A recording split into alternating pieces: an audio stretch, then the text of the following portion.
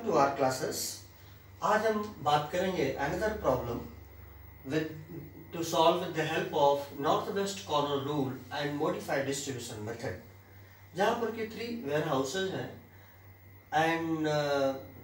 जिनके पर की supplies 60, 100 and 40, total is 200 and the destinations are 1, 2, 3, 4 where requirements are 20, 50, 50 and 80. So here the requirement is also 200. It is a balanced problem. आज इसको हम आपको समझाने के लिए दोबारा NWC मेथड से करेंगे, that means north west corner rule, जैसा कि पहले डिस्कस किया जा चुका है प्रीवियस वीडियो ट्यूटोरियल्स में। सबसे पहले मैक्सिमम पॉसिबल एलोकेशन हम इस पर्टिकुलर सेल को करेंगे नॉर्थ एंड वेस्ट, सो इस कॉर्नर से चलेंगे। So here it is requirement is 20 and availability is 60, so we can make 20 here, so that way it got eliminated and in fact satisfied, और ये exhaust हो गया 20 unit से, so 40 यूनिट्स आर रिमेनिंग। अब हम next इस cell पर चलेंगे जब तक ये पूरा हम एलोकेशन नहीं कर देंगे, दूसरे वेयर हाउस पर नहीं जाएंगे। So here requirement is 50, availability is 40, so we can make maximum 40 here, so that way this got exhausted and this got satisfied only by 40 units, 10 units are still remaining। so इस 10 unit के लिए अब हम नीचे आएंगे, so we can make 100 units यहाँ पर availability है, 10 की requirements है, so we can make 10 here very quickly। ये सब पहले किया जा चुका है, just it is a repetition and remaining here is 90 units, 50 required here, so we can make 50 here,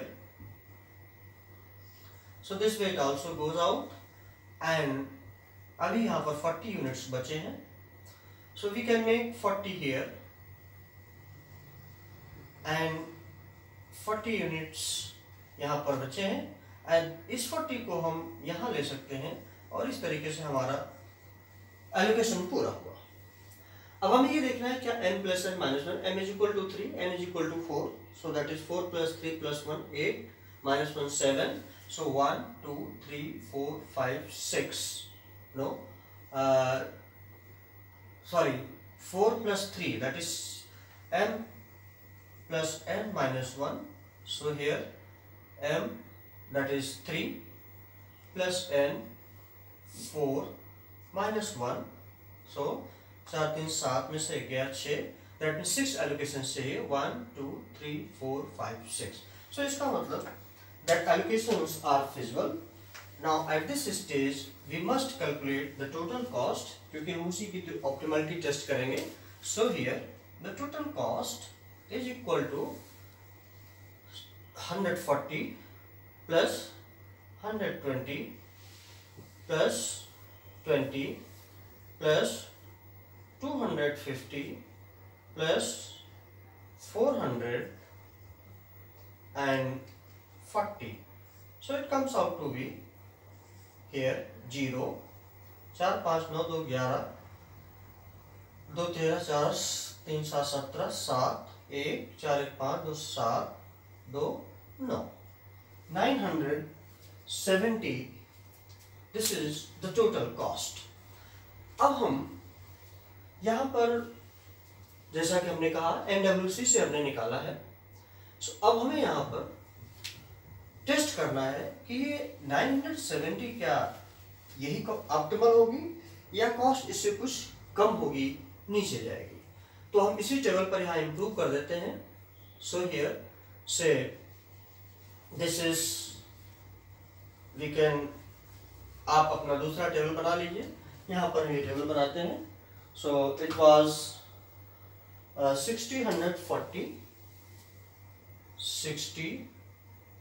100 40 and 20 50 50 20 50 50 and 80, that way it was 200, this way also it is 200। so अब हमें मोडी method से ऑप्टिमलिटी टेस्ट करेंगे। सो यहाँ पर हम एक column add करेंगे ui and एक row vj,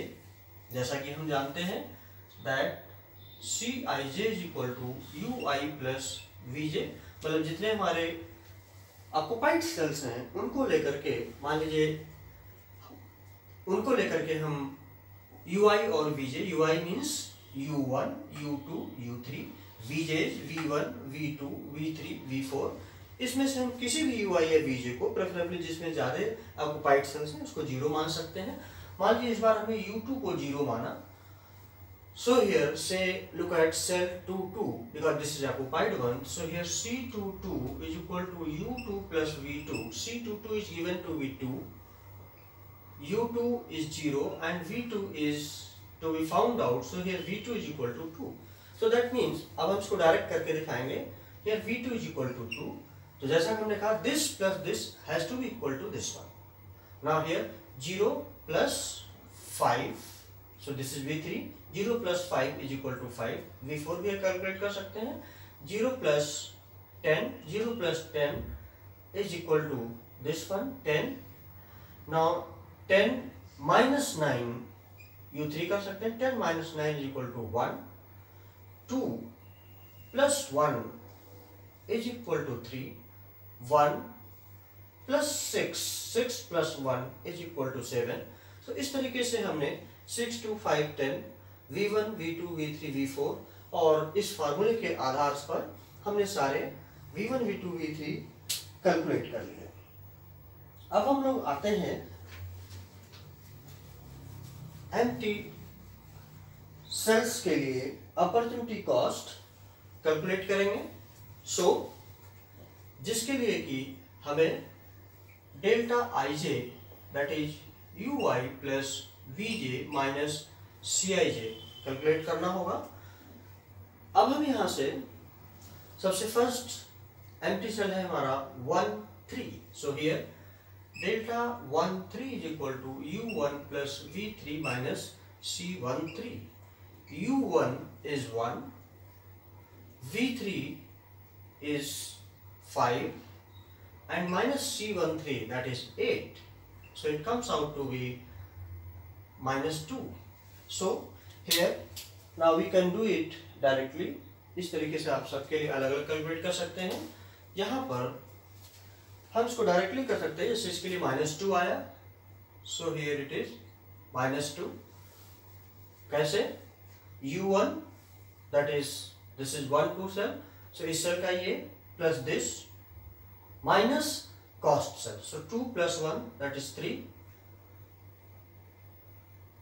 sorry here it is 2 5 plus 1 that is 6 minus 8, so -2. In the same fashion 10 plus 1 that is 11, 11 minus 6, here it is 11 minus 6 that is minus plus 5, what is this, एक ये हम और करके दिखा देते हैं, this is 1 4, so delta 1 4 here, delta 1 4 is equal to u1 plus v4 minus c14, u1 is 1 plus v4 is 10 minus c14 is 6, so that is minus plus 5, so here it is plus 5. In the same fashion here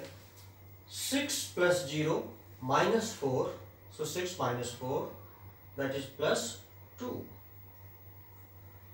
Now this is that all the three are occupied. Now this one 6 minus 9 that is minus 3,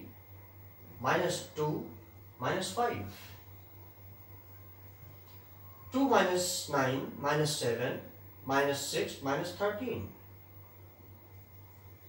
5 minus 9 minus 4 minus 5 minus 9. So we have now calculated opportunity costs for all the cells. Now this is the time that we have to ensure whether it is optimal or not. So हमारे जितने भी sales हैं सब के लिए opportunity cost negative है, लेकिन cell 2 to 1 के लिए एंड 1 to 4 सेल के लिए पॉजिटिव है, और जो सबसे ज़्यादा पॉजिटिव है इसका मतलब हमें मैक्सिमम पॉसिबल एलोकेशन पहले वहाँ करना है, टेबल को इम्प्रूव करके। तो जब हम टेबल को इम्प्रूव करेंगे और इम्प्रूव करके हम देखेंगे कि हमारा क्या सोल्यूशन बनता है, तो ये पार्ट अब हम आपको दूसरे हमारे वीडियो ट्यूटोरियल में बताएंगे. So please wait for my next video tutorial. That will be part second of NWC plus MODI. Thank you.